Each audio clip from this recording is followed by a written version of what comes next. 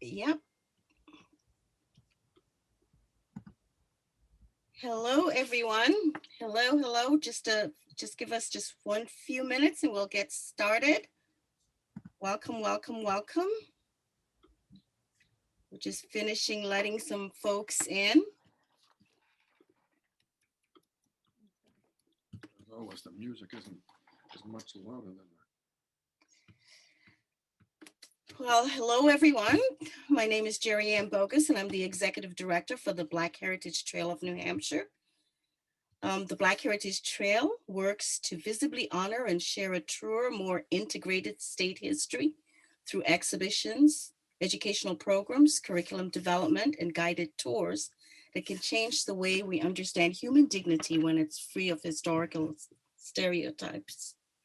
We believe that by fostering dialogue about race, diversity, and inclusion, and sharing these corrective narratives, it is possible to decrease barriers of misunderstanding and decrease people's racial anxieties. Next slide. It's kind of hard to see.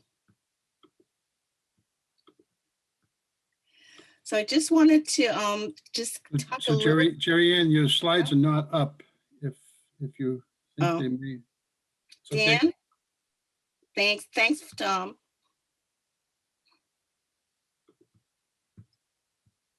Dan, do you have the slides?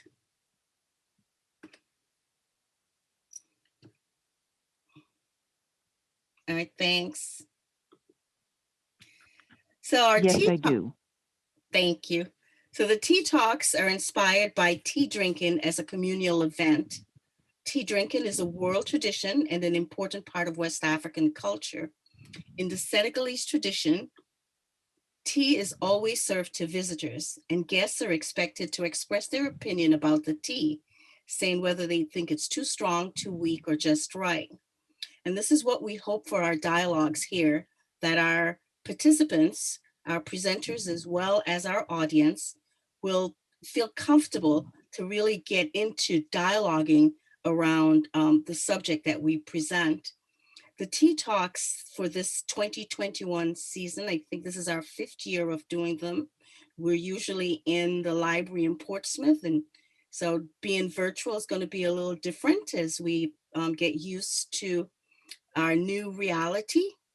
And actually, one of the good things is that we can actually still hold it. We'd have had to had a snow day today. So we're pretty excited about our program. The series this year, Claiming Our Space, Blacks in White Spaces, came about really since the incident in Central Park last year, when we really started to look at what were some of the deeper reasoning why Blacks were being really harassed in public spaces.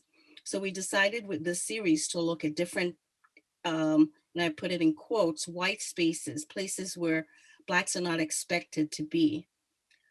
And today's talk, we'll look at farming, the loss of land, and what that means to our culture. I'm gonna pass it on to Gina for a minute so she can do a bit of housekeeping and get us all on the same foot before we get going. Gina?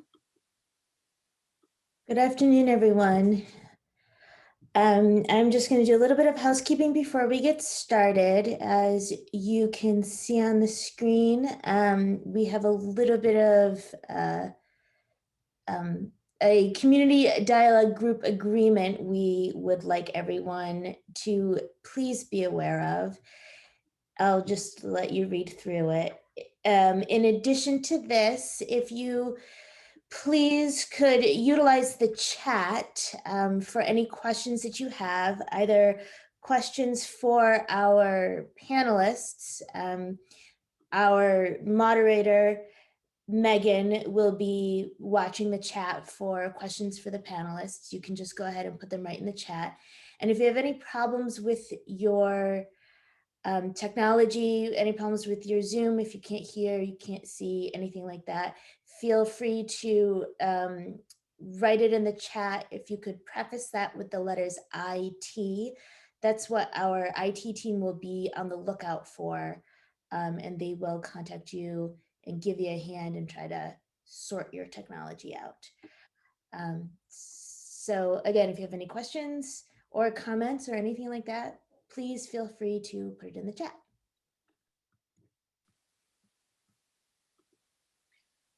Thank you, Gina. So without much ado, we'll just get our program started, and I'll pass you over to our moderator, Meghan Howey, who's an anthropological archaeologist. She's currently the James H. Hayes and Claire Short Hayes Professor of Humanities at the University of New Hampshire. Dr. Howey, passing it over to you. All right, thank you, Jarrad. Yeah, my name is Meghan Howey, Professor of Anthropology at UNH, and I'm really excited to serve as today's moderator for what should be a dynamic tea talk. And I just want to start with a few comments. I want to start with a land recognition, with land being central to today's panelist talks. So I just want to note that I'm talking today from Dakina, which is the traditional ancestral homeland of the Abenaki, Pennacook, and Wabanaki peoples, past and present. And we acknowledge and honor with gratitude the land and waterways and the people who have stewarded Dakina throughout the generations. And land is the heart of today's talks. And land was at the heart of the very first moment of kind of contact and the rise of global colonialism. And it remains central today. And I just want to note in this recognition, you know, these issues of land start at the foundation of the deepest roots of kind of our country and the building of our republic and the geographic conquest of North America by Euro-Americans. The process of land dispossession, territorial dispossession was essential to that process. And I do a lot of work on early colonialism and working with tribal communities and trying to tell broader narratives, and land is central to that process. The construction of a few key things for the dispossession of North America by Euro-Americans were creating the concept of land as property in the first place. That was not a concept that was indigenous to North America. And you couldn't expropriate land if it wasn't seen as property. So the creation of the idea that land is property, the idea that indigenous peoples were savages needing to be civilized, and that was, a lot of that was tied directly to farming. They didn't recognize indigenous farming practices as actual farming, the colonists, when they arrived in New England. And Abenaki scholar Lisa Brooks explains it pretty eloquently, saying the British, you know, came with the passion of the righteous, believing the land's destiny was to be converted with the plow, yoked like oxen, husbanded to its proper purpose, and transformed to field and pasture. And this idea that indigenous people's subsistence ways weren't farming was a tension that played out for a long time in North America and in the Revolution, and then in the US government afterwards. And then also it required the construction of colonial political legitimacy and legality that created the process of the dispossession of indigenous lands through deeds and all of these things that were kind of artificially created in the 1600s and 1700s. But that created that land wealth and excluded indigenous peoples, and then of course excluded peoples who were brought here in forced slavery. Denied them too the access to land wealth, and that intergenerational land wealth is what really led to, you can see it goes. So I'm just really excited to hear these speakers that are going to pick up on where my knowledge really drops off, which is in 1750, kind of the rise of the US government. So and thinking about land wealth and how essential it is to inequities today. So, and it has always been. So with that, I want to just introduce our three panelists, a really esteemed group of panelists. Dr. Reginald Jackson is an Emeritus Professor of Communications at Simmons College and worked as an academic VP, Dean of International Relations, and Professor of Visual Communications at African University College of Communications in Ghana. We have Dr. Lydia Clemmons, is the president of the Clemmons Family Farm in Charlotte, Vermont. Clemmons earned her Doctor of Philosophy degree in medical anthropology, which is really exciting to me as an anthropologist, from the University of Pennsylvania, a master's in public health from the University of Michigan, and a bachelor's in human biology from Stanford. And then our third panelist is Jarrad Nwameme, is Chief Executive Officer of Triple J Farms, LLC, a Black-owned farming business that uses sustainable practices and earth-friendly agricultural operations to bring the farm to the table. Those are our esteemed panelists. The first to present is Dr. Lydia Clemmons. She can take over now. Well, hello, everybody. I'm thrilled. I didn't realize I was first up, so that's awesome. One moment while I make sure I share my screen.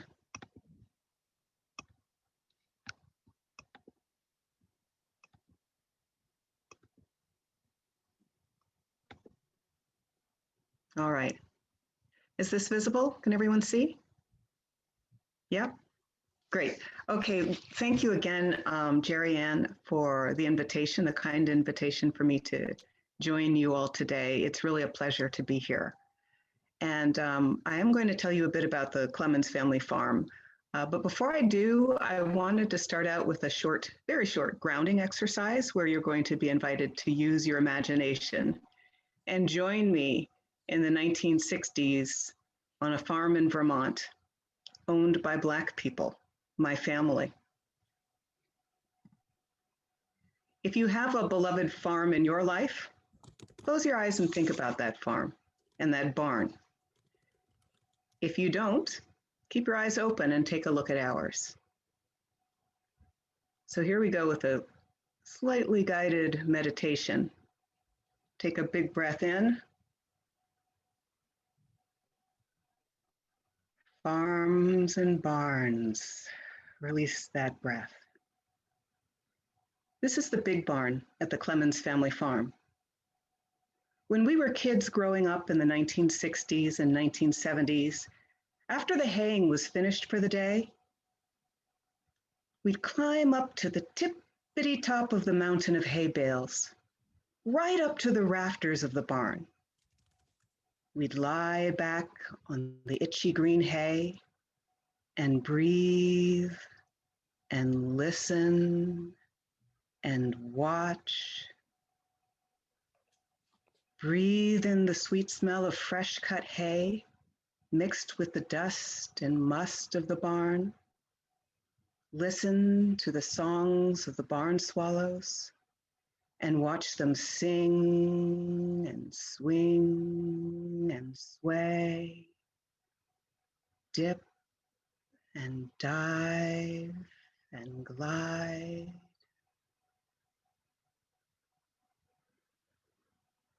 That was a scene from my childhood. And I'm sure it's not the kind of story you might have been expecting from an African-American speaker on this panel during these times. It's an unexpected story, right? You want to hear about oppression and hardship and discrimination. But I want to talk to you about another part of our story, a story that really centers the Clemmons Family Farms programs around racial equity activism and the importance of place, the importance of protecting and preserving land and places that are owned and stewarded by Black people in New England, places that offer safety, identity, and a foothold for Black people in New England. This beautiful big barn, and that's the family name for it, the big barn, is one of those safe havens, those safe places for Black people in Vermont. And it's part of a 148-acre farm owned by our family. On that farm are 5 other historic buildings, 60 acres of prime ag land, and 60 acres of forest. In the 1960s and 70s, when we grew up on this farm, it was a subsistence farm. Everything we ate, except for the occasional Twinkie at the local store and frosted cornflakes, we grew on the farm. The upper level of the barn that I showed you with those beautiful rafters where the barn swallows would swing and glow and slide in the air, That upper level was full of hay, which was our major commercial crop. As a family, we sold that, and that helped several of us kids, there are 5 of us, make it through college, the sales from the hay. The lower level of the barn was full of life. Sheep and cows that ate part of that hay, pigs and chickens, geese, ducks. And I was one of the 5 kids, and my main job was taking care of that barn, the lower level, and the lives that were in there. That barn really imprinted on us as children. And you're looking at right now an old block print that was one of the family art activities that my parents did when we were kids, 5 kids in a farmhouse in the winter. You had to keep them busy. And woodcuts and block prints were part of the ways that our family kept us busy. And being inspired by the beautiful scenery on the farm, the buildings on the farm, were part of our creative work as a family. We would make paintings, drawings, poetry about where we lived and worked. The Clemmons family farm logo is in fact inspired by the big barn and those woodcuts that we did in the 1960s and 70s. So I'll return to the story of the big barn a little bit later, but I'm sure everybody is wanting to know, how in the heck did you guys wind up owning and stewarding this beautiful 148-acre farm in Vermont, a state where 94.5% of the population is white and where African Americans comprise just 1.2% of the population? An even more important question that I'll answer later, a little bit later in my presentation, is how the heck did we hang on to it for nearly 60 years against the stunning backdrop of statistics like these? Now, on the right are my beautiful 97-year-old parents, and on the left are the terrible statistics. In the early 1920s, when my parents were infants, African American land ownership equaled roughly 44 million acres. Most of that land was in the southeastern United States, where my parents' families were from. Today, African Americans own a combined total nationwide of just 3.5 million acres. Although we represent over 13% of the US population, we own less than half of 1% of all farms in the United States. Graphically, the piece of pie, which was about 950 million acres in the 1920s when my parents were babies, we owned about 44 million. And this 44 million is different from, there's a lot of publications that cite 15 million acres in 1910 owned by Black people. I'm drawing from the US Agriculture Census data in 1920 and 1930, which when you look at it, shows 44 million acres owned by Black people in the 20s. Of that, so that was the 44 million, that was our little slice of the pie back in when my parents were babies. And this is the little sliver of the pie today, 3.5 million acres. And these statistics are important to our family story because I only discovered them when I returned to Vermont from a wonderful career in Africa for 35 years, about 8 years ago, when the family was trying to figure out what to do with the land. All of the kids had grown up. We were the free farm hands during the 60s and 70s. We'd left our aging parents, as many young farming families, that's often what happens. The kids leave the older farmers on the land with no support to help manage that land. So luckily my parents did wind up free leasing the land for a number of years. But at some point, of course, the family has to decide, do we keep or do we sell? And it was statistics like this that led us to decide, oh, we're keeping this land. Mm. But let me tell you a little bit more about how our family got to Vermont. And it's a good story, and storytelling is a lot of what we do. So take a, sit back, grab a cup of tea if you can, because I'm going to start telling you a Clemmons family farm story that actually is on my mother's side and starts with my mother's grandmother, my great-grandmother, Margie. This is one of our favorite stories, is how great-grandmother Margie ran away from the white family who still owned her some 47 years after the Emancipation Proclamation. She was an enslaved cook living on a plantation in Casheta, Louisiana. She was a young woman, 18 or 19 years old. And the family, the white family who she worked for as an enslaved cook, did not want to let her go. Margie's cooking was awesome, and they had no intention of letting her go. Margie had 2 young biracial children on that plantation, babies. And one night she decided, I'm done with this. I'm taking my babies and I'm getting out of here. And so she ran away. And she was promptly caught and brought back again. So that's the first time she ran away. This was happening again after the Emancipation Proclamation, after Special Field Order number 15, that was supported by Abraham Lincoln just before he left office, that allocated 40 acres and a mule to former enslaved Black Americans, and that was conceived as part of the Reconstruction era to help African Americans start their new lives as free men and women. Unfortunately, that wonderful proclamation was very short-lived. When President Andrew Johnson took office, within 6 months, he rescinded the order. And the government support radically shifted from trying to provide Black Americans with a leg to stand on with land and a mule. They shifted away from land ownership to sharecropping and wage labor, just a way to keep Black people oppressed and tied to the land, working the land for free to the benefit of white folks. Margie, some 47 years later, was the child of slaves, still working on a plantation, still enslaved, caught after the first time she ran away and brought back again.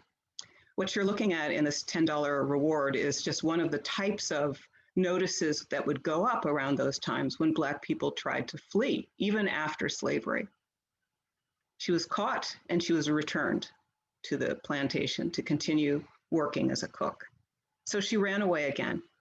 But the second time she ran away, she was very careful.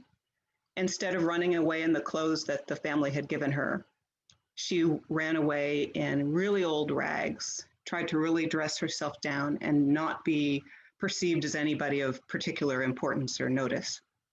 And she slept in ditches at night with her 2 children, during the day with her 2 children to hide from the folks who were seeking her, and ran at night 22 miles from Casheta, Louisiana, to a town called Ringgold in Louisiana. One of her children was my grandmother, Lucille, who is the mother of my mother. This is Lucille all grown up. Lucille married my grandpa, Howard, when she was 14, and Howard was 19. And they grew up on the farm that great-grandma Margie, wound up living on, where she married a wealthy farmer, Black farmer, in Ringgold, Louisiana, and had 4 more kids with him. They were a very happy and prosperous farming family. And then God blessed them with yet another blessing. They discovered oil on their farm in Ringgold, Louisiana, and became immediately extremely wealthy, much to the ire of the white farmers who lived all around them. And so one night, Margie's family got a warning from a neighbor, get out now. And so the family packed their bags and fled just before a mob of white farmers came and burned their farm to the ground. Part of the family fled to Los Angeles and started an entire new life there, left farming, left their land, left their family name, and became a very successful family of plumbers and built a plumbing empire in California. Another branch of the family, my mom's family, wound up going to Illinois. And this, of course, was all part of the Great Migration, starting in the 1920s and 30s, all the way up to the 1970s, where more than 6 million African Americans, for reasons like what happened to my mom's family, of oppression or being run off their farms, they skedaddled out of there to escape with their lives.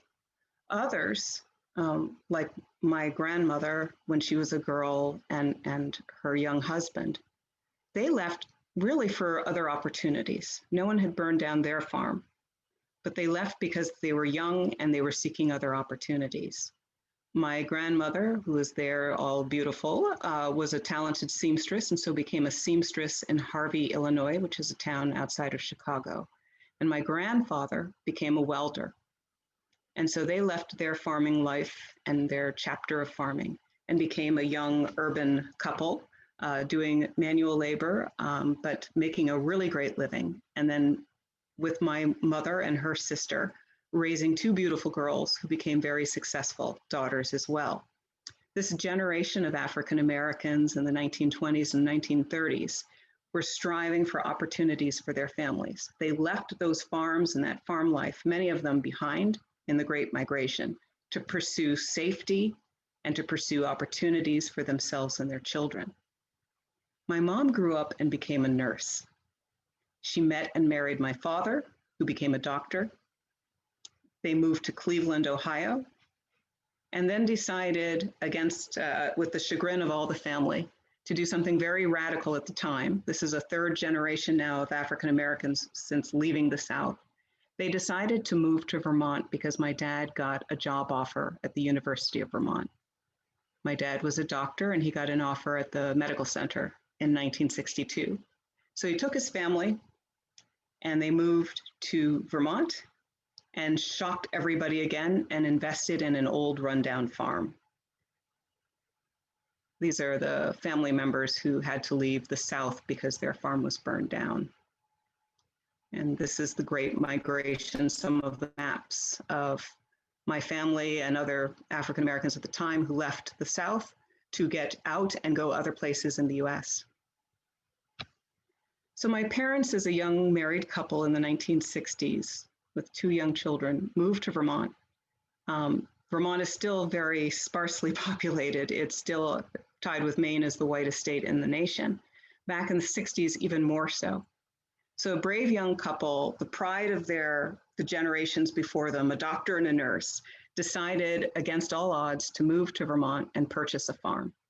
And they did that because of place. They wanted a place, a big place, where they could have a lot of kids, be independent, grow their own food, teach their children the value of manual labor, while they also insisted that their children pursue education, go as far as we could with our academic careers, but value land and the magic of what you can do with your hands on a farm. And so we had both. We had farm life and we had scholarly endeavors as well. And then we also had art, as I had showed you earlier. When my parents bought this farm, many of the buildings on the farm looked like this. The land, of course, as Meghan mentioned, was stolen from the Abenaki people. It was established as a farm in the late 1700s by white settlers who built beautiful old barns. But by the time my parents purchased the farm in 1962, many of the barns looked like this. My dad, because part of his story was his grandpa was a carpenter. In addition to being a doctor, my dad was a magnificent carpenter, and so saw these old buildings and saw the potential of them, but let them sit for about 30 or 40 years while they farmed the land and pursued their professional careers, and then came back to them when he was retired to start restoring the barns.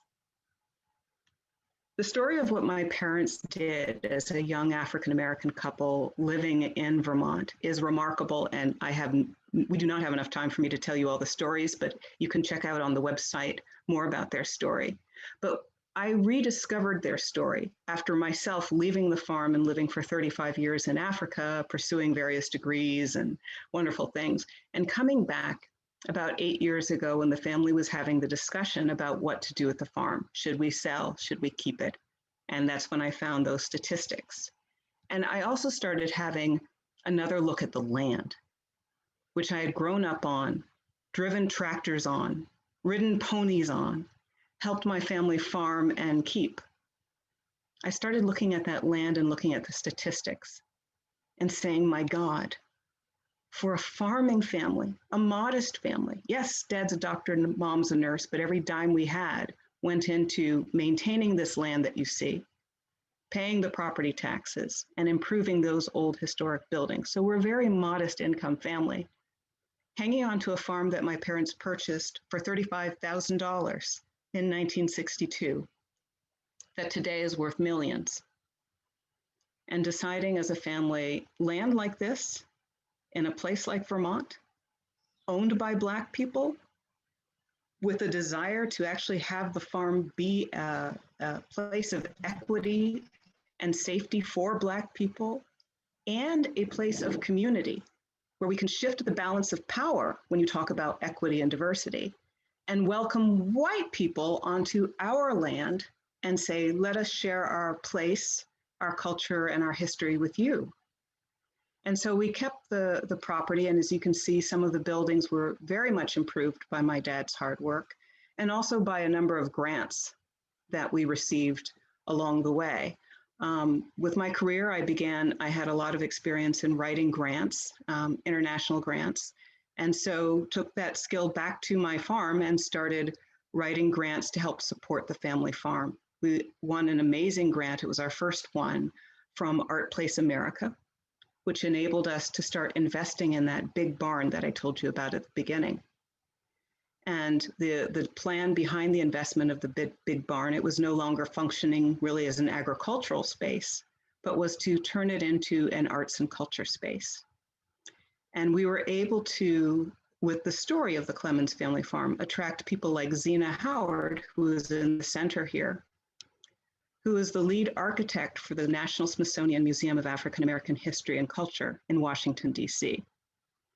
When African Americans of some stature hear about the Clemmons family farm, they want to see what they can do to support. So she came to the farm free of charge and stayed with us for 3 days as we gathered African American Vermont artists, our local artists, all white, architects, and a few barn preservation people together to start looking at this space and to reimagine what can we do with a historic barn that was so important to the family, to create a community place that also celebrates African American history, culture, and art.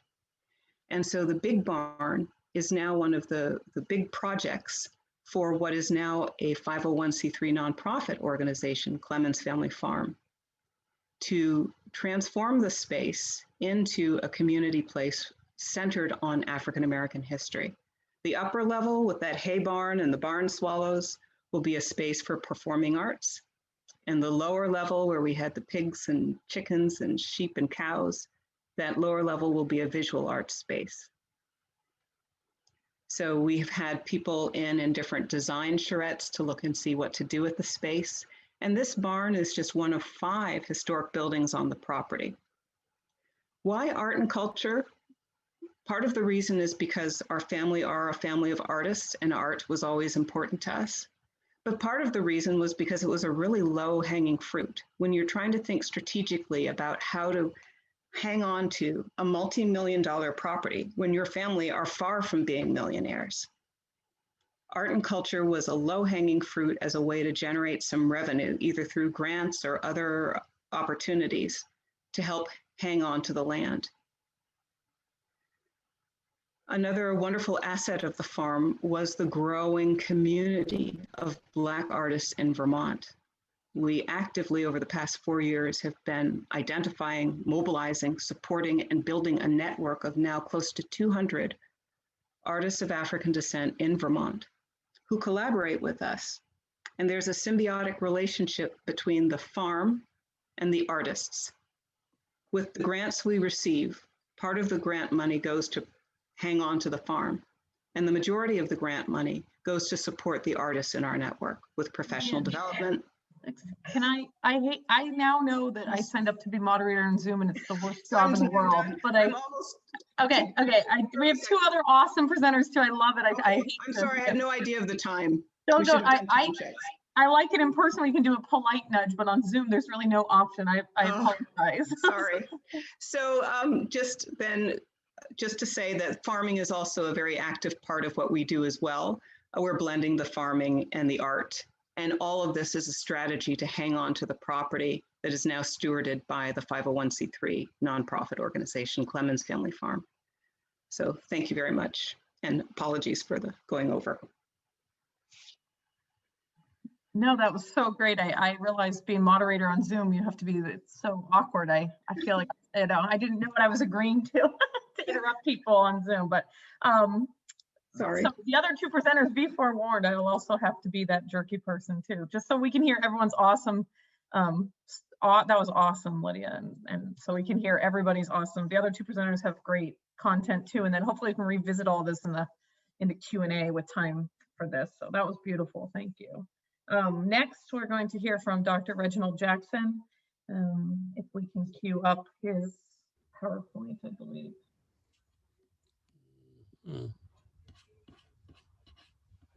Correct? All right, forewarned, forthcoming, we'll get the other two in. Thank you so much. Well, thank you, Megan. I wanted at first thank Jarrad for the invitation to participate in the tea talk, and I would also like to say good day to everybody. And I have a disclaimer for any of you who thought that Reggie Jackson, the famous Yankees baseball player, was going to be on this Zoom today. That I am not him, and you still have time to make it to the pre-festivities for the Super Bowl. I really I'm going to be conscious about the time. I would like to say that most of the work that I have done and will present has to do with my experiences related to African retentions or African survivals in the Americas. And one of the sort of guideposts for all of this is the concept or notion of Sankofa.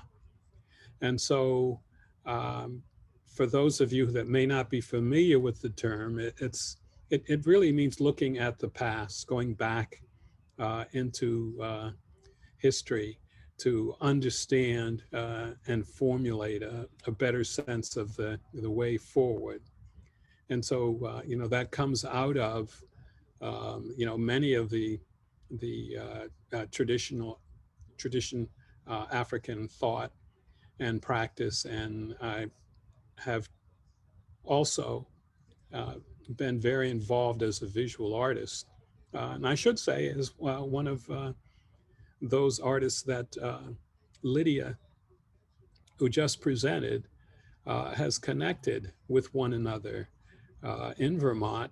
My family came to Vermont in the 60s. They bought land and built a house and thought at one point they would develop the land. They were not really able to do that in the way that they had envisioned, but they left instilled in me the notion that there was plenty that could be done in Vermont. It's such a beautiful place, the landscape, etc. And so that's how I come to be connected in this part of the world in that way. The next slide, please. Oh, well, let me just say that as I mentioned, go ahead, that I mentioned Sankofa and the whole notion of reaching back. The slide you just saw is called Olorun, and it comes out of the tradition of the Yoruba out of southwestern Nigeria.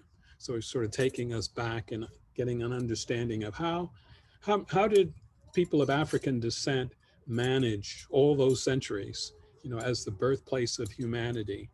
And Olorun in the Yoruba tradition is responsible for all those things that happen in the sky. And there is a creation myth. that talks about land and how the land was formed and how we as of people of African descent should think about the whole notion of space and look at land in a productive way as opposed to consuming solely. And so what you're looking at here is the baobab tree, which again comes out of some of the folk tales and proverbs in Africa. And that baobab tree you see peeking out of this defense wall in northern Ghana really is a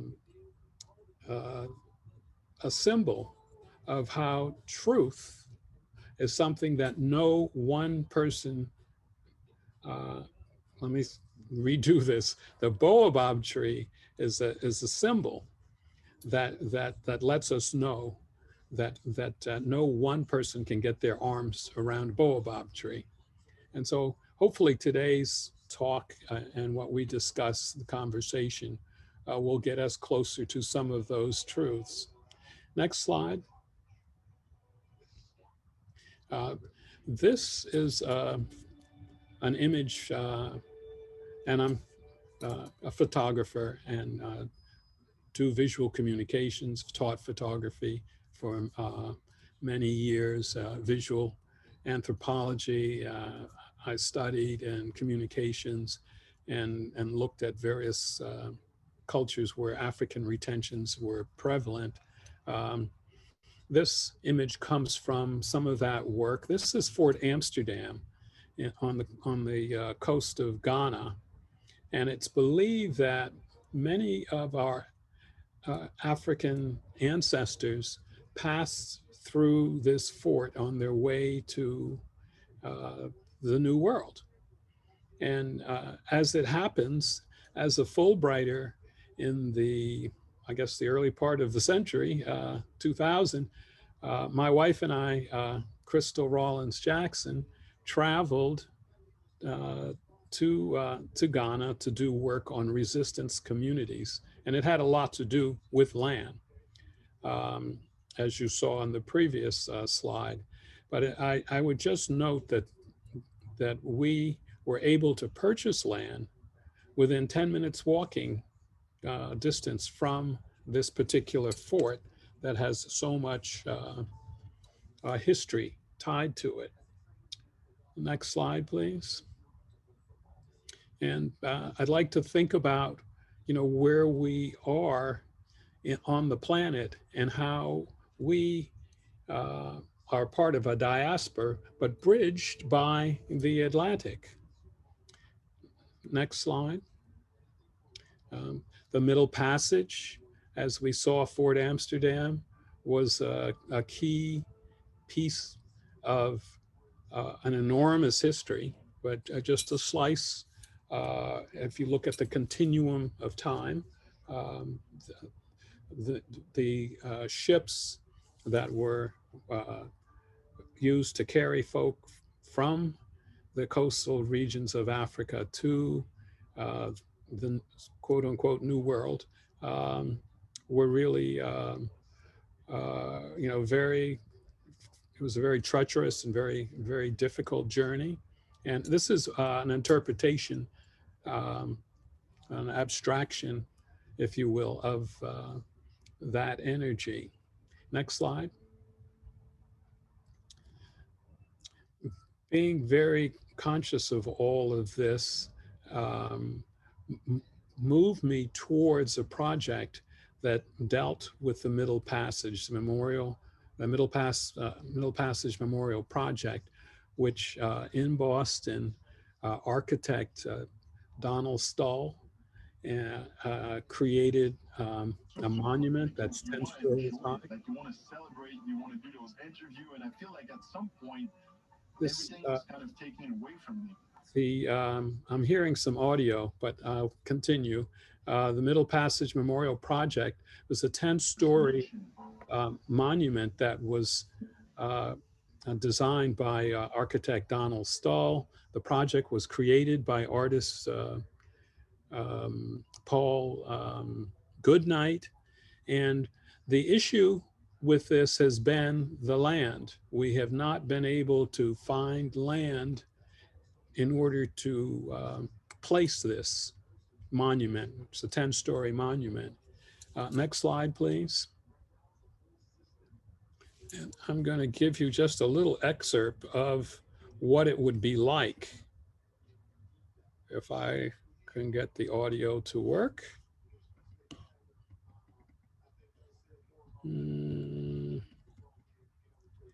Well, I don't think,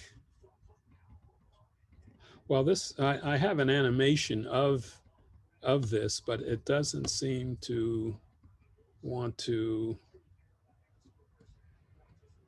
oh, there it is, okay. But we don't want to see the whole thing. We just want to see a bit of it because I know we're pressed for time. This was created at MIT by a couple of, okay, there. If you'll bear with me, this technical. We want to go in about 2 minutes or so. We don't have to do the intro. A little further. There, that's good. And audio.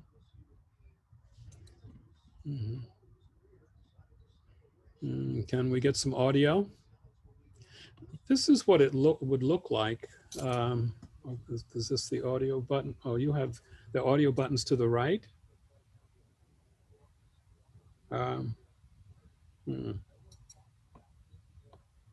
Well, let me narrate this. As we approached the island, we had thought Spectacle Island in Boston Harbor would be the perfect place for this. We haven't yet been able to be able to acquire the land on which this inverted cube would sit, and it would allow those folk flying into Boston to see this as they approach, either by land or by plane. And what you're looking at is an animation of what the interior would look like, so that you would get the experience of being on the sea, as well as once you approach the land, you would be able to pass through this cube sliced and turned on edge with a walkway that passes through the center of the cube, sort of replicating the middle passage.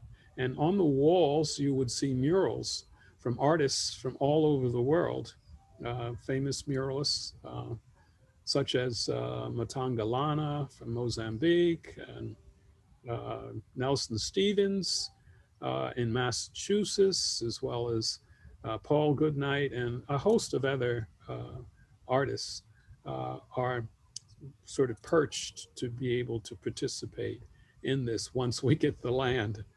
And so as we speak about land, it is just so important that we understand that that is not only just community, it's also an element that allows us to unify cultural ideas and to present them so that the history, finds its way into, every aspect of the educational scene. So that's what we're looking at with this memorial. I think we can move on to the next part of this. And I'm hoping that this audio will work, but it's cute. It should be queued up. Another part of my journey, particularly here in the US, has been to document and record what goes on around social justice. And this clip I found on NPR that explains, if we can get the audio, how systematically the government has uh, put enormous barriers in the way of people of color, Black folk, being able to acquire and maintain land. Uh, this particular clip that fascinated me was about a former director of HUD who, uh, in trying to desegregate a place like Baltimore, uh, was thwarted because he felt that there was a need to withhold the resources that HUD provides for sewage and for water resources and so forth for Baltimore. And to make a long story much shorter, well, his name was Romney, the father of the Romney that just recently ran wanted to run for president. He tried to do that and found that his tenure was cut by Nixon at the time. So it was just another indication of what Dr. Martin Luther King was trying to do before he was assassinated, and that was to bring poor people together to deal with the inequities of that brought poor people and disenfranchised to a point where there are very little resources. And I would like the next slide, which shows you land being taken on the mall at the Poor People's Campaign, which happened and was called Resurrection City in 1968. Next slide.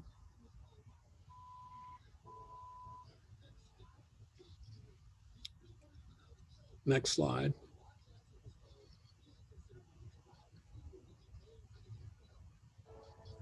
Next slide. Now this graphic and photo shows the enormous disparity, the shocking, revelation 5 or 6 years ago, perhaps not so shocking, that the average family, the average white family, has a median net worth of $246,500, and an African-American family, non-immigrant households, the figure was 8. And so it really gets us to put things into perspective and to try to understand where we are. But in here again as the annoying moderator, Okay. I love that figure. I heard that in a talk last year too at the Tea Talk, but I would love to make sure Jarrad gets some time to talk too. So if I can, I'll be equal opportunity interrupting moderator. So Well, I will get through this yeah, thank you. a little quicker than the next slide, please. You may think that you are from the signage that you are in an African country, but you're actually in Oyotunji village in Beaufort, South Carolina. I've spent time there in this village, and this is 27 acres of land that was purchased back in the 60s, late 60s, early 70s by Osaji Minatafumi I. Next slide. And you can see the entrance and a group of folk who are practitioners of the Yoruba religion and cultural tradition. Next slide. Have been residing there ever since. And so Yoruba is spoken in the village. They grow a lot of their own food, and they like to say that they are mainly involved in making African culture available to the general public. Next. Speaking of land, I've been involved with the most recent event, which brought the largest transportation hub in New England to a transition from Dudley Square to Nubian Square. And this is a signing of the agreement with the mayor of Boston and various members of the community. The idea was that we need to take back the land around, in and around our communities, so that we are able to develop,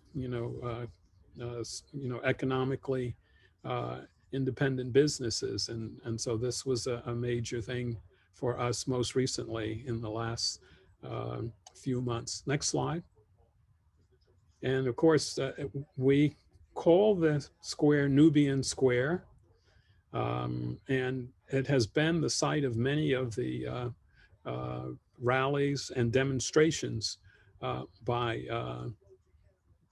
Black Lives Matter and various other marches that have occurred in the Boston area. Next slide. Next slide. And this brings me to the whole idea of how community can move against those powers that tend to gentrify and to displace folk, particularly of color. But in this instance, this was a highway that was going to pass through a number of cities near Boston, through Boston and into a major highway, which was stopped. And the house that we have in Boston sits right on the edge of this area that was raised before the unification of a number of these communities took place, and actually stopped that road. Next slide. Speaking of gentrification, this is a group of artists in the Boston area, and we've have been very fortunate to reside in Northeastern University and have studios and work. And Northeastern attempted to displace us a year and a half ago. Next slide. And this is, of course, we pushed back, and this is the demonstration. We're still in the process of negotiating with Northeastern. The building has become very valuable, and Northeastern is trying to move us out as they have encroached upon the neighborhoods around us. So we're involved in struggle there as well. The next slide. And we can move, this is Vermont. The next slide. This is one of the images that I made in the early 1970, 72. And this speaks about the resources leaving particularly Africa in one way, and how the young people, as well as the elderly folks, see through the multinational sort of onslaught of taking resources without properly compensating countries for their wealth. And I think we're pretty close to the end here. Next. This is an image that I made that was commissioned to be on a poster for community change. It's an organization here in Boston that fights white racism, and it's something that I'd like to end with. We really do want don't want our chains just adjusted. We want them removed. I think that is the end of this. Oh, these are images from the serigraphs that I create that deal with African retentions or African survivals in the Americas. This is an image of the African Meetinghouse in Boston, just one of the oldest standing Black churches built by Blacks in New England, 1806. Thank you for your attention. All right, thank you. Mhm. Now we're on to our third presenter. So if Jarrad can queue up, he does not have a PowerPoint, but introduce Jarrad to talk about Triple J Farm. Appreciate it, guys. So I appreciate, first thing first, I want to thank you, Dan, for the invite. I also want to thank, Black Heritage for having me on here. Thank you guys to allowing me to share my story and the story of Triple J in this very, very important conversation to change the narrative of African-American farmers. And honestly, hearing the two speakers already, I feel honored to be sharing this tea talk with Lydia and Reginald, and who has so much history and knowledge. And I feel almost underqualified to be speaking and even be considered, but I appreciate the opportunity. And ironically, we all have a lot in common. And as I share my story, hopefully you guys can connect the dots with all the history lessons they already said, and where we're at right now with Black farmers in 2021. And I think I'm here to give a different perspective of the challenges of a young African-American farmer that just got involved in farming as a startup. But before I do, I don't have a PowerPoint, but I actually wanted to share a picture of my beautiful grandparents, James Minton and Nwameme Minton. So without them, of course, I wouldn't be here. So hopefully you guys can see this screen share. I don't think so. Let's see here. And I'm on Zoom all the time, so I don't know why. Let's see here. All right, here we go. So that's actually my cousin who's on the farm full time, and my grandfather James Minton and myself. We're throwing up the black power sign because we're super proud, and that's us on the property in Windsor, New York, and near Binghamton. So I kind of wanted to start off, I guess, with my story. Again, my name is Jarrad Nwameme. I'm the grandson of James Minton, and I'm originally from the Bronx, New York, born and raised. I was actually born by a single parent raised me. My mother, she was an RN nurse for the past 30 years. My dad's actually a first generation Nigerian. He came here when he was 18 years old to have a better life for his family. And I graduated from West Virginia University. I studied business administration. And at college, I really fell in love with entrepreneurship. I got involved in sales and marketing, and I started at a company that actually went door to door selling home improvement quotes and also telecom for Verizon Fios. A year later, I got the opportunity to run my own marketing company. So I've been the president and CEO of my own marketing company, Crosstown Solutions, for the past 6.5 years. Where I kind of came to play in this whole farming thing, it's my grandfather. A little bit of background of history, family history of my grandfather's story.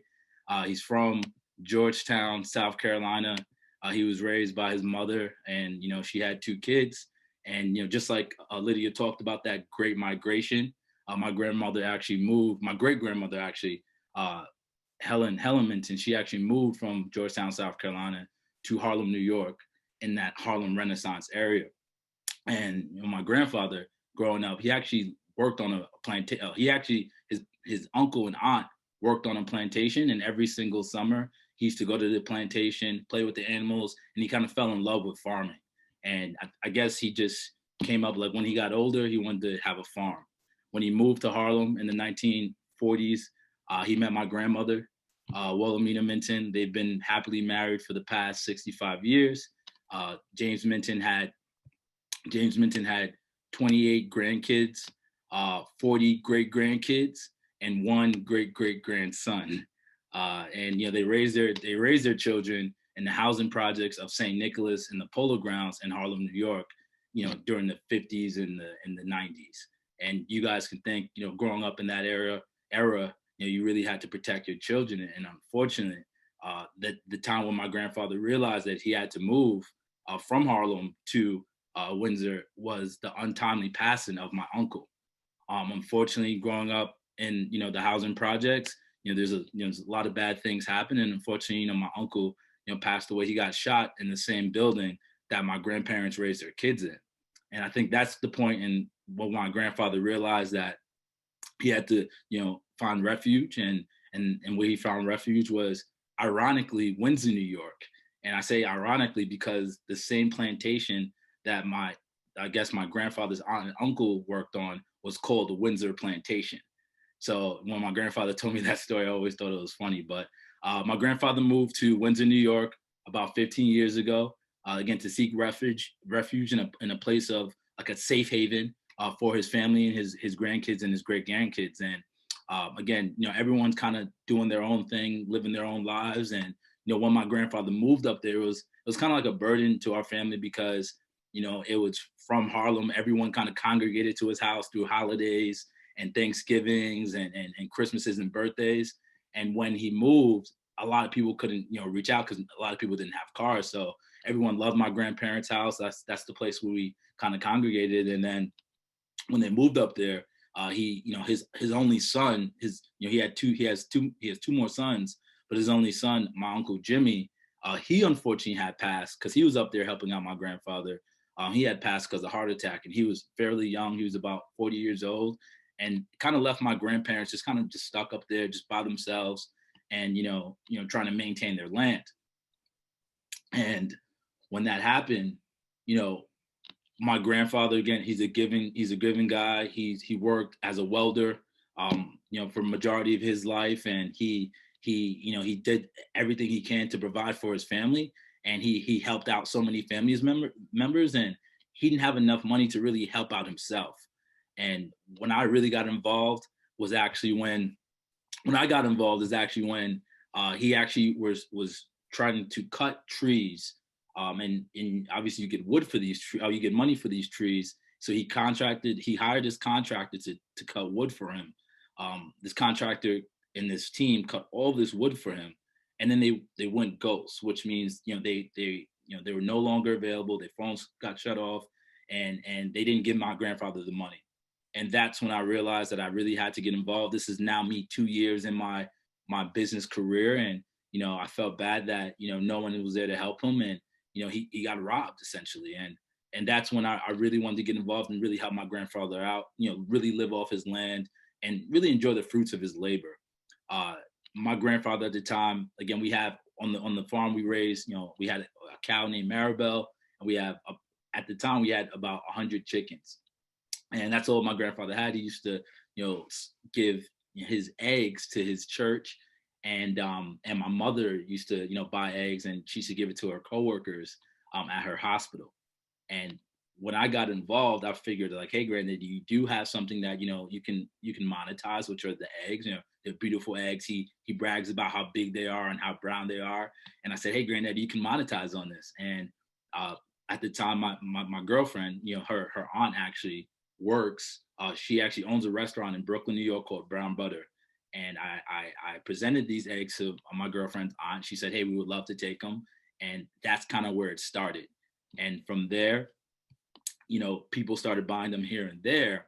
But really, the business didn't really prosper until the pandemic mixed with the Black Lives Matter movement.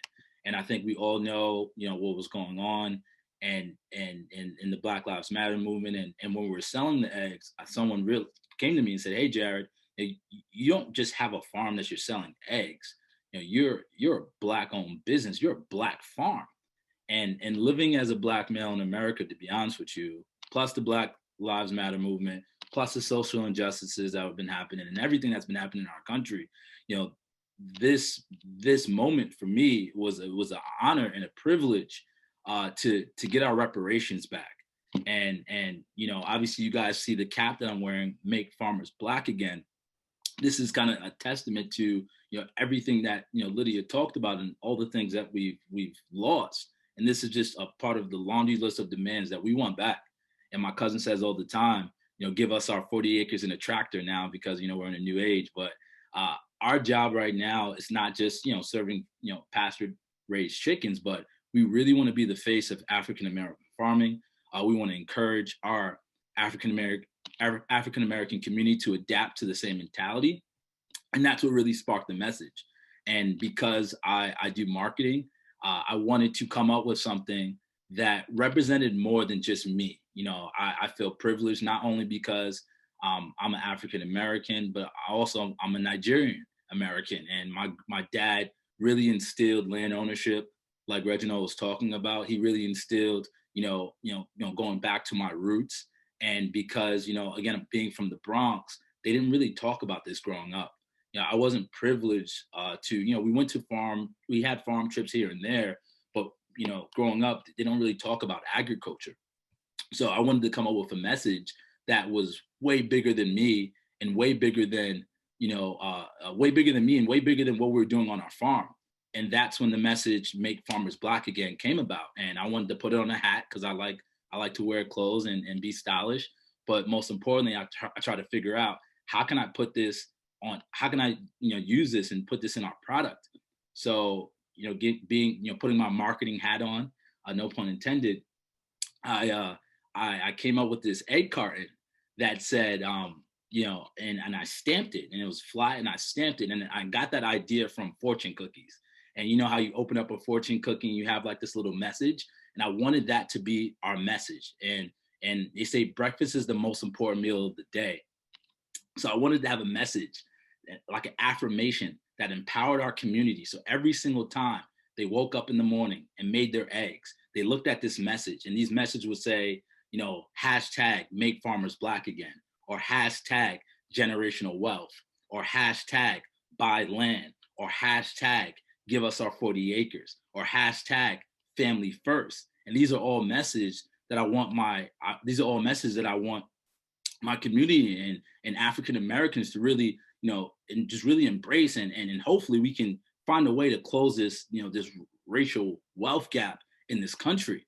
And if we can, start the conversation, at least, if we can give our African Americans the tools to do so, encourage African Americans to buy land, I did my part. And as of where we're at right now, we try to figure out, to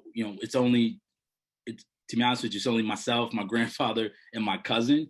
We're not this big farm. We're really just breaking even. So we're in the beginning stages of everything. And, we're really trying to scale, because our goal is to bring young inner city kids from New York, bring them to our farm to show them that there are people that look like us, that, that own land and that farm. And we're really honestly just trying to make farming cool again. Right. And I'm trying to figure out these innovative ways to do so. During the pandemic has been interesting because, our young people, we like to go to brunch. That's like the newest thing. And brunch is a thing that we haven't had in so long.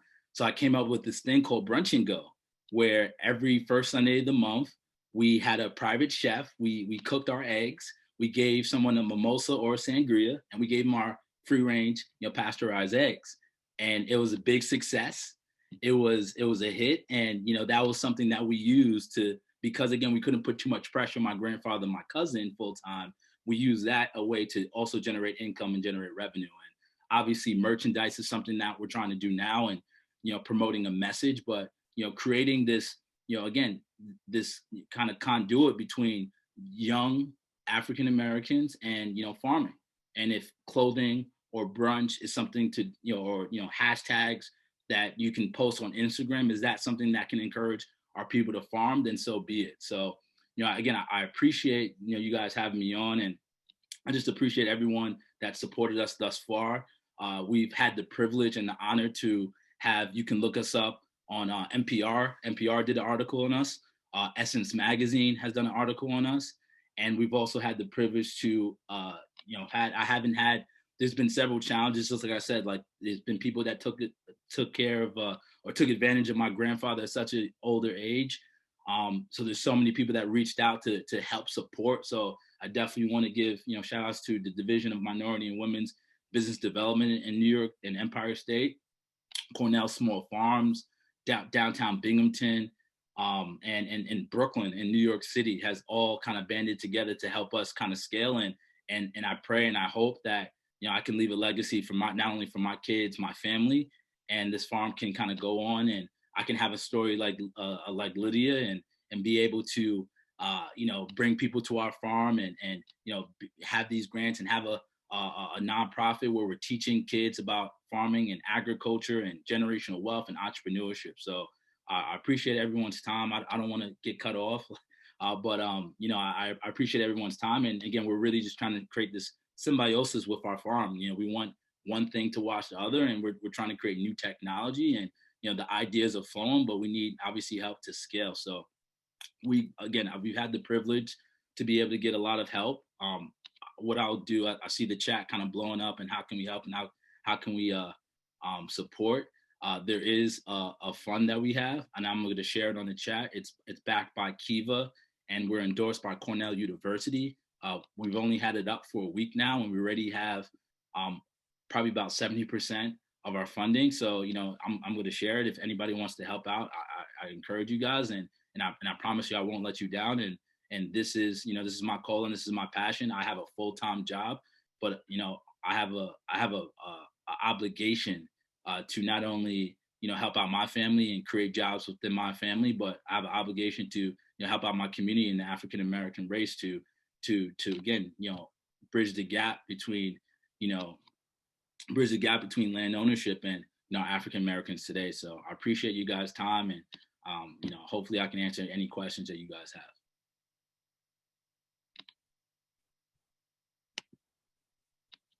Okay, the questions are blowing up. Can you hear me? I entered. All right, the questions are, yeah, that was great. Thank you so much. We have tons of questions. So I didn't have to interrupt you. Geez, you're the only one. And so sorry, I see. So I think, like I said, I don't have that much history yet, so I couldn't talk too much. Yeah, oh, God, those are great. Thank you guys so much. People are, you can see in the chats, lots of thanks and appreciations. Jarrad asked, and so I think I'd start there. Her question was, and it'd be great if any of you could, and where is Lydia here? Oh, okay, there she is. If any of you could speak a little bit about the laws that were in place to disenfranchise African Americans from land ownership in the, seems like a.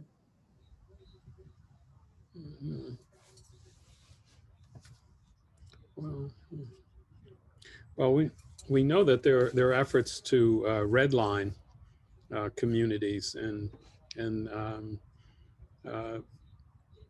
once the redlining, you know, took place, there was no chance for generational wealth to accrue, because if you were able to buy a house for, say, $15,000 and wait 50 years, that house would be worth maybe $500,000 in certain neighborhoods. And if you couldn't, even if you had the means, say back in the 40s, 50s, early 60s, if you had the means to buy the property, because of redlining, you didn't have access. And so many of the inner cities were, you know, that's where you'll find the folk of color and lower income people who are not able to buy into those communities that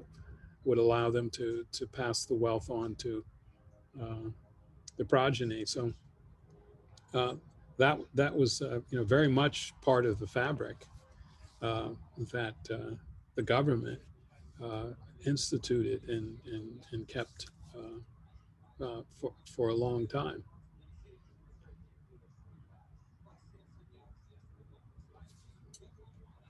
All right. I think a similar question that's come up a few times is people are asking any thoughts on how state budgets and community activism, any kind of things that can be done now, so by individuals, by communities, by governments, to help support family farms and help support African American farms. Any kind of legislative changes, community activism changes. Anyone think of or share? A lot of interest in helping, or what can be done. Yeah. This is Lydia. There are a lot of initiatives underway. It's a real uphill battle. In New England, there is, I saw in the chat box someone mentioning Soul Fire Farm, who has initiated the New England Black Family Land Trust. Basically, it's just starting and trying to buy land to support Black farmers or BIPOC farmers, I think more than Black, Indigenous, and other people of color as well. One of the board members on the Clemmons family farm is Ebony Alexander, who is head of the Black Family Land Trust based in North Carolina, which is an older land trust whose only mission is to help Black families hang on to their land. In Vermont, the Clemmons family farm, our family has been trying to conserve our land for over a decade. And conservation is a whole other area of expertise, but basically you're selling the right to develop your property to someone who will purchase an easement so that your property can remain in ag use or as open land. And the challenge has been, it has been very hard for us to get a development easement, which is tied to a fair appraisal, which is another issue. Reggie mentioned redlining, and hand in hand with that is all over the country, statistical evidence showing how Black-owned land is so much lower valued, or property of any kind, housing or land, is dramatically less valued and appraised than white-owned land. So to get a fair appraisal and a fair easement on a property like this has been very difficult for our family.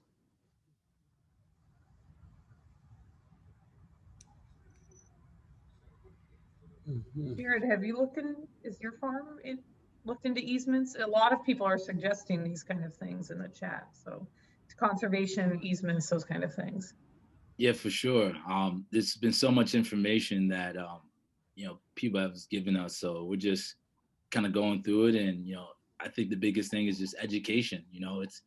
It's one thing to get the information all at once. And I think, us educating the youth educating the youth in the beginning, so it doesn't feel overwhelmed, especially for, just starting out. So I think that's just where we're at right now. We want to make sure that what we're getting into is, it makes sense for us, and, and hopefully, and this helps a lot. So I appreciate everyone, sending, their information, and, we're just kind of going through it and, and utilizing it. Picking up on your point, Jarrad, one of the best ways I'd say that folks out in the audience could help beyond the financial donations that might be given is your expertise. In the Black community, even in a family like ours who's lived in Vermont since 1962, it is so hard to identify experts, lawyers, conservation people who you can trust, who have good faith and goodwill to advise you, and hopefully with some pro bono support, on what to do. It is really hard to break into those networks, which are all white networks of expertise, knowledge, social capital, and get the help. What Jarrad is saying right now, you can be flooded with all this information, but to actually use it to get an easement or to start a business plan, if any of you out there have those professional services or expertise and can offer some free pro bono time, a couple of hours to provide specific technical advice, here's some resources, I can help you start this application, that is gold. That is worth probably more than your $200 or $100 donation, frankly, is your knowledge and your expertise and your networks. Mm. Yes, that's very important. I would say that my family had the notion that they would perhaps build a resort on the 100 acres that they purchased in the 60s in Vermont, and they struggled. Even though I had friends who, colleagues who were architects and so forth, and so they were able to get plans together and that sort of thing, but it was just too much for them to navigate and negotiate. And of course, I knew very little about it because I was much younger and didn't know much about business, but that was their dream, to establish a resort. And had there been those kinds of supports there and their willingness to be helpful, they might have gotten, that done while we're still on the planet. I think that's a great point, that knowledge is also like a commodity, right? And access and exclusionary practices have been at the heart of everything to keep people out, people in and people out, right? So I was chatting with Jarrad, and she thought if we could, is David Waters, he's a senator in the state Senate in New Hampshire, knows quite a bit about the USDA. Just had a big settlement about their denial of years of loans to Black farmers. I don't know if David could say a few words about that. Jarrad thought that is not in my area of expertise and might be something interesting to the, if David would come on. Well, thank you, Megan. And I'm not an expert on this, but there was a very large settlement against the USDA, multi-billion dollars, that recognized the decades that the USDA had not provided loans to Black farmers. And, you know, these are loans so you can take out money to buy your seed, to do everything you need to do as a farmer. Farmer needs loans every years. And Black farmers have been suing for this for decades. Then after the suit, the money was not paid. And so this is an ongoing problem. And perhaps others know more about it than I do. Just one other thing I did want to mention was that in New Hampshire, there's an effort underway in various communities through community gardens and otherwise to help BIPOC folks, mostly immigrants, to get land to grow the kind of foods that their communities want. So, you know, that's something that's ongoing, and a bunch of folks are supporting that as well.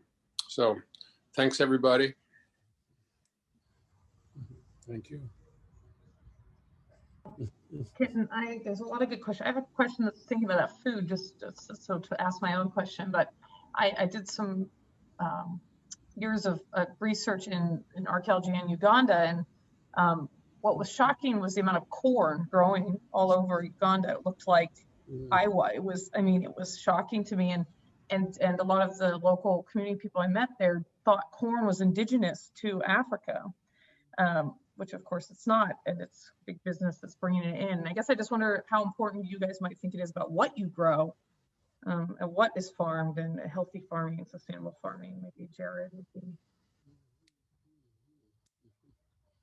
Yeah, I think you know, what we grow is super important. I think we're in a time where, you know, people really don't know where their food comes from, and you know, I think what we grow is important. So obviously, something like eggs is, you know, that's something that everyone eats. You know, we haven't gotten to the point where, you know, we're doing vegetation and those things yet. But you know, I think knowing where your food comes from is super important.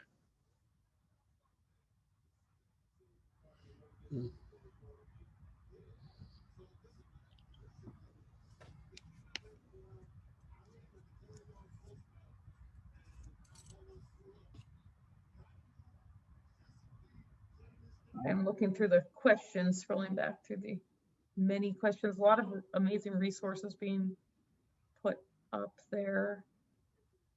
Oh,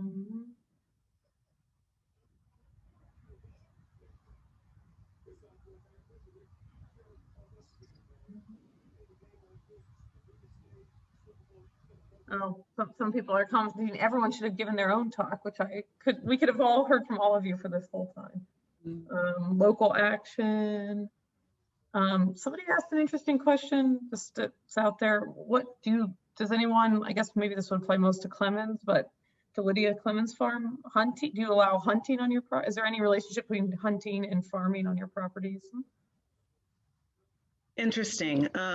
We have a long relationship with a couple of hunters who come in and, you know, during deer season, and another for wild turkey. But one of the problems of holding on to a property like this is the encroachment, the poaching, the trespassing. And I could talk about that, but it is very, very difficult for a Black family, again, to preserve a farm or land when you're surrounded by a white community, a white state. That land is viewed as for the taking, and it has been quite a challenge. So hunting and farming has not had any, you know, healthy, great relationship. It's more us trying to defend the boundaries of the property and make sure that we can protect it as much as we can. And Jarrad had mentioned these times. We're of course very worried about what has been standard practice of trespassing and poaching becoming something much more evil in these times of racial hatred. So sensitive topic there. Mm-hmm. Mm-hmm.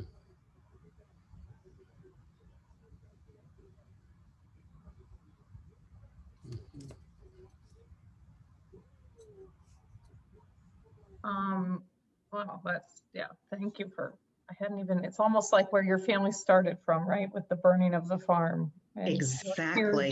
Here we are. Yeah. Exactly. It's how far we haven't come, I guess. Yeah. I think we have a couple questions for you, Reginald, about what has to happen to get that land for the memorial. People were just curious if there could be activism helping advocate for the land for that memorial that you talked about. Well, this has been a journey that started in the, I believe, in the mid-90s. And so we've been at it for a while. And at the time, the harbor hadn't been developed really in Boston. And there was a lot of politics that needed to go on or was happening during the time that this was being created, and we weren't able to really penetrate that. And now that there's a new mayor, and the mayor is now leaving and going to be the labor secretary for the new Biden administration, we're on hold. But we do have a committee a site committee, we're calling it, to look and see if we can identify land that would be appropriate for the memorial. We're even thinking about a peninsula or something on that level. If we can't get an island to locate it, we had initially thought that Spectacle Island would be the place for it, the site that it was designed for. But that brought into play a lot of other considerations, namely, what's on the island in terms of the support for a monument of that size. So we are on hold at the minute, just as a lot of things due to COVID are, and we're hoping that as soon as we have a new mayor in the Boston area, that we'll be able to move forward. We've met with the arts commissioner and some of the land trust people to get them on board, and there's also a matter of getting community support and acceptance of the idea. And so we're slowly getting back into the mix after having sort of a quiet period for about I would say about a decade. But now with all that is going on, we feel that this is a very good time to push to try to get a monument of this type well, it would be great in the Massachusetts area, but certainly could happen along the East Coast, and maybe even on the West Coast of Africa have one as well. So we're at the very, in some ways, we're at the beginning, but a lot has been done. There's an amazing model that's been done, and the animation that you saw. All those things have happened, and that's the planning is really the just the beginning stage. But if anybody has any ideas about an island somewhere that is available, I'm sure the committee would be.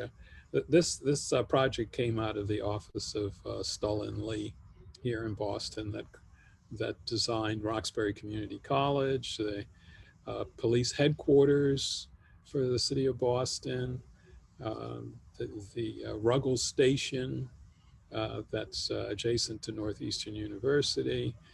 So they're very, you know,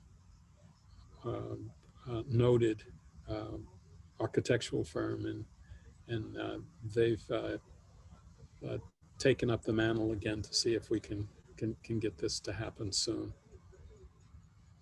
Great, thank you. I have a great question. I think it's for Lydia, but I think all of you are touched on art, and so could you talk about, I mean, because the marketing you're doing, Jarrad, I would say is artistic expression too, you know, so can you talk about that connection between the art focus, farm, food, that kind of combination, and how that's working together, starting with Lydia? But Sure, just briefly, as I mentioned a little bit in my presentation, we focused on art and culture as a low-hanging fruit, as a way to generate revenue to support the rest of the farm. Agriculture itself and farming, I've seen a lot of great ideas, maple tapping, and you know, it takes some capital investment. We have an incredible network of 200 artists. Grants for art and culture, for whatever reason, for this family and this farm have been more accessible and obtainable than grants for agriculture.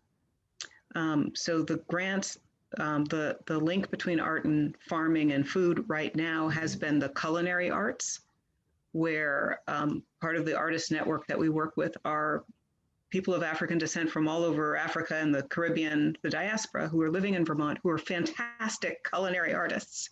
And so we link the food, some of the food that's grown on the farm, to the culinary arts programs and to the grants that support those. Yeah, I guess on my end, you know, growing up, especially in New York City, fashion was something of, you know, that was just a preference of everybody. Everyone had an interest in fashion, and, you know, going on the farm, it's, you know, I don't want to wear my best clothing. So when I'm on the farm, you know, I'm thinking about, all right, how can I still be stylish as I ride these ATVs, but also, you know, express myself and be able to have clothes that are warm enough and are tough enough. So I think that's just where my idea came from. And again, you know, marketing and having, you know, not just images, but words, and being able to express myself in clothing while promoting this message. I think it was natural to me. It was something that I didn't have to think too much about. Just like Lydia said, it's a low-hanging fruit. These are things that I'm already doing. The whole brunch and go idea, like, you know, I loved to party when I was younger in college, and you know, we do brunch now, and because of the pandemic, we didn't have an opportunity to do brunch. So I figured a way how to mix brunch while staying safe and while having fun. And I think that's the things that, you know, for us as a community to link farming with African Americans, because unfortunately, you know, we don't look at farming as something that it's a career. You know, especially with the Great Migration and African Americans getting involved in different industries, like, you know, laboring jobs like welding, like my grandfather, or, you know, working as a doctor or a lawyer, or just these different jobs. You know, farming was the last thing an African American was thinking about. And now growing up, you know, a lot of people are resorting to, you know, sports, of course, and music and obviously art. But farming is that lost kind of, you know, foundation of what our country was built on. And if we can link the two by having fun, by being fashionable, and making and encouraging not just my family members, but, you know, other young African Americans, I think that's the way. And, you know, hopefully with enough resources, and, you know, the farm can sustain itself, and obviously continue to pour in, you know, my personal resources into it. You know, I definitely want to start a Black farming clothing brand where it's almost like FUBU, for us, by us. And if we can have something that the you know, young kids can wear, whether they're, you know, farming, fishing, hunting, and just, you know, doing everyday manual labor work, and just to be fashionable, why not? So that's kind of like how I look at that.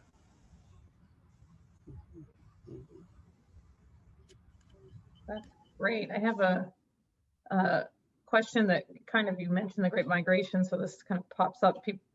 Question here about, and speaking to about if you guys can reflect on or think a little bit about the differences between being a Black farmer in the North versus in the South. If there's, you know, certain challenges that you know of, differential impacts the North and South kind of aspects.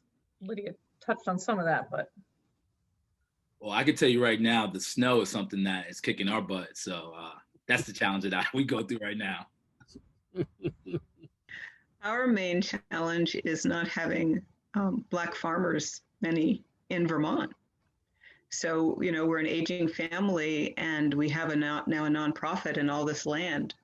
And I'm looking at Jarrad going, oh, you know, how wonderful if we could coordinate and collaborate. So in Vermont, it's just, you know, if you're trying to seed the land to Black farmers, where are you going to find them? Or collaborate or partner with them? Where are they? So that's a big difference. Of course, in the South, you're going to find them.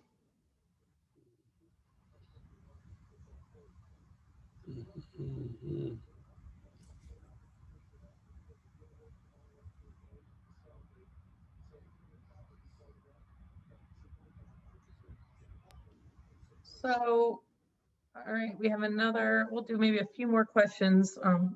Oh, okay, so Jerry and Sam, we could wrap up now. Is there any I'd invite the speakers for a last kind of, if there's people are really interested in supporting these efforts, if there's any, you've made some good points, but any last kind of, I would love any last insights you have about supporting these efforts to land and farming and wealth, you know, reclamation, I guess. So if anyone has any last comments from the speakers, then we'll wrap up. I'm going to say, again, where the farm is, not that we don't appreciate donations, we really do. But for the heavy lifting of taking what was a family-owned farm to a nonprofit, a 501c3 sustainable nonprofit, it's that pro bono expertise. Whether you're a lawyer or a realtor or a conservation easement person, and if you don't have it, if you know someone who does, who could provide some pro bono support, some advice and some guidance. From our perspective, that's where we need it right now. Are people who are truly committed to trying to help us save the farm for the farm's mission that is all over our website, preserve the land, empower Black artists and Black farmers, and build a multicultural community around this beautiful place.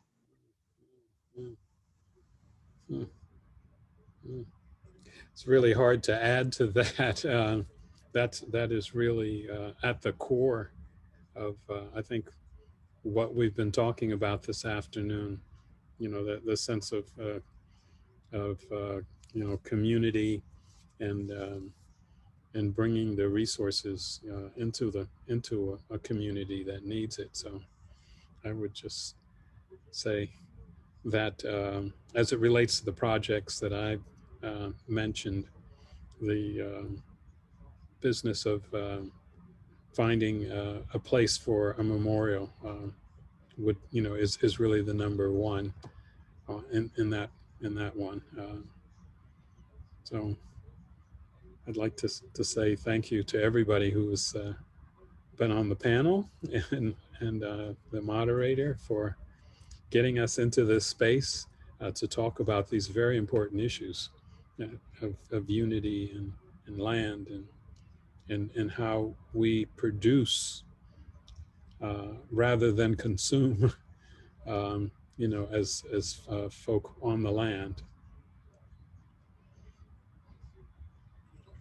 Yeah, and I just want to say I'm super grateful and thankful for this opportunity again. I would love to keep the conversation going with Lydia and with Reginald, and the one thing about Zoom, and you know, we can continue to connect and share information. So I appreciate everyone for joining today. I appreciate everyone sending all this information, and I'm just a sponge. I'm learning it as we go, and hopefully in another 30 years I can be on this panelist again and be able to have more history and then get cut off because I have so much history like Lydia and Reginald. But I appreciate you guys and thank you, and let's just continue to change the narrative. Ashe. Thank you all. I'm gonna ask Dennis Britton, I believe the new president of the board here, to close us out. So Dennis, thank you all so much. Yes, thank you all so much. Thank you, Jarrad, Reginald, and Lydia. And thank you, Megan, for that excellent moderating. So let's give our panelists a virtual hand clap or hand wave or however we want to do that to show them our gratitude for this very important and stimulating conversation. Just as, maybe just a quick reflection, I don't, want to add anything to what has been said, but I just really want to thank this panel for reminding us of the diversity of Black experience, from Reginald's presentation, reminding us that our history does not begin as enslaved people here in the United States, but it goes back to Africa, and we need to think about how do we use land to commemorate and to memorialize the Middle Passage and that movement from Africa to the Americas. And then both Lydia and Jarrad's presentations reminding us of a forgotten part of, the agricultural labor that Black people have done in this country, right? And that farming, right, and agriculture has been an important part of the work that African Americans and Black people have done here in the United States. And I thank you for the ways in which you are memorializing that, remembering that, and making that expertise visible for us today. So thank you very much to our presenters. We'd also like to thank all of our volunteers, everyone at the Black Heritage Trail who has put in so much work to make today's presentation possible. Thank you to Dan, to Gina, and of course to our wonderful executive director, Jarrad Bogus, without which none of this would happen. So thank you, Jarrad, for all that you do. We also would like to thank our sponsor, New Hampshire Humanities, for their generous support of our Tea Talk series. We also want to remind you that we hope to see a lot of you next week, same time, same place, via Zoom. Our presentation next week is Writing While Black, the Afrofuturistic Writer. And we have presentations by Black science fiction writers, Nisi Shaw, Ronaldo Anderson, Sherry Renee Thomas, and I will be moderating that panel.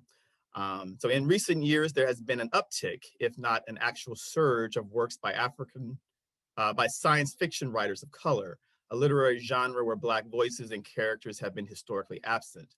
For writers of color, the distinction between science fiction and fantasy, two imaginative genres, is often blurred. The question is why? Because access to the scientific knowledge from which science fiction often is derived has been denied to people of the African diaspora for much of history. And the classification of what is and is not scientific is frequently a matter of dispute and Afrocentric views. This panel will explore Black writers and characters in the genre where they have not been expected to excel. So science fiction being another one of these white, quote unquote, white spaces where we don't expect to see Black people and Black voices and Black characters. So we look forward to seeing you next week. Of course, we always welcome any support that you can offer to the Black Heritage Trail of New Hampshire. And with that, I'll turn it back over to the wonderful Jarrad. Well, thank you, Dennis, and thank you so much to our panelists and our moderator for an awesome presentation.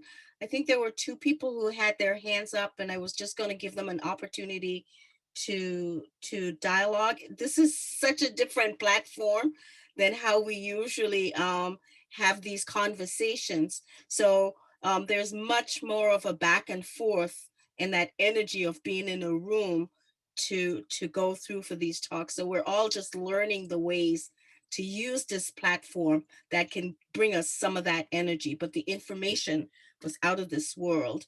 So Marianne Baker, you have to unmute yourself. Okay. Am I there? Okay. Yeah. Yeah, I just wanted to, I work mostly with Kenyan, Ugandan, and Congolese that are here in New Hampshire. And the one thing they often miss and which they really want to grow is their cooked greens, the local greens that everybody lives on over there. And that is something that can be easily grown, and they probably would be very glad to come and provide some free labor if they had a little space where they could grow such, and help out as sort of another thing that could be done at some of the farms that you've been talking about. And when I've taken some of the ones I've grown and take them to the local farmers market with recipes of how do they do it, I have people coming back all the time saying, wow, you know, these are really good. We never realized that a lot of the things we could grow easily, you know, are really good to eat. And then you build up a group of people that are willing to buy them as well. Thank you, Marianne. Was there somebody else who had their hands up? Yes, I'm Carolyn Reno. I was going to mention this book, The Color of Law, about the topic of laws that have been imposed, racial segregation in the 20th century. It's a fairly recent book that has been highly recommended. I haven't read it yet, but that's a topic that came up earlier. Thanks. Thank you so much. Vernon Brooks Carter. Mr. Carter. I came in late, so I don't want to be repetitive. So my maternal side of my family were part of the Black migration up to upstate New York, and I grew up in the Bronx, and I also grew up on a farm, and it wasn't so much laws, but my grandfather's name was Freeman, and he had been on the farm for generations. And in the 20s, it was a pretty common thing for Black people to lose their land through taxation. Like, oh, you know, Mr. Freeman, you didn't pay your taxes last year. Well, yes, I did. And it was his word versus a white man's word, and that was that. And so he lost his farm. So I didn't even realize it, that half the time when I spent on my mother's farm, we were tenant farmers, and people just don't know that tenant farmers existed in New York State. So I grew up on a tenant farm, and there were 13 children, and everybody left because they didn't own the property.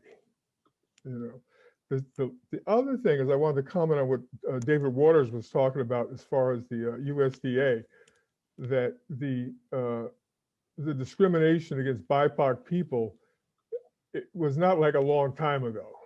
You know, that was in the 90s and the 2000s, that they were still not able to get seed money, and had, you know, filed those suits, and Congress did everything it could not to pay that money time and time and time again. And eventually there was a settlement of like a decent kind of decrease in what the money that was owed, that they finally came up with some of the payments. So that was that. Well, thank you so much, Mr. Carter. It's so good to see some of these people